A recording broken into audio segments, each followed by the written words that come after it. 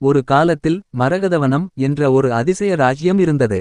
அந்த ராஜ்யத்தில் வாழ்ந்தாள் இளவரசி ஆயிரா. அழகும் கருணையும் கலந்த ஒரு பெண். ஆனால் அவளுக்கு ஒரு இருண்ட ரகசியம் இருந்தது. ஒரு பழமையான சாபம். ஒரு நாள் அந்த ராஜ்யத்துக்கு வந்த ஒரு மந்திரவாதி அவளை சோதித்தான்.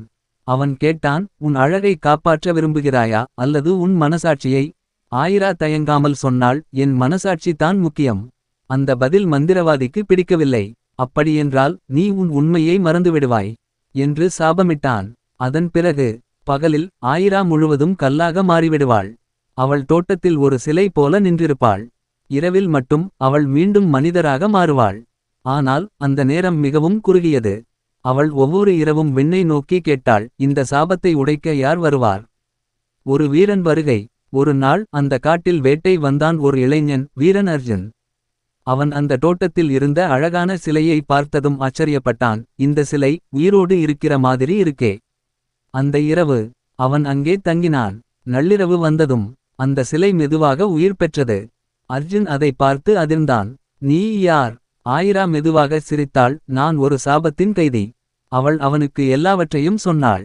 ஒரு சோதனை. அர்ஜுன் கேட்டான், இந்த சாபத்தை எப்படி உடைக்கலாம்?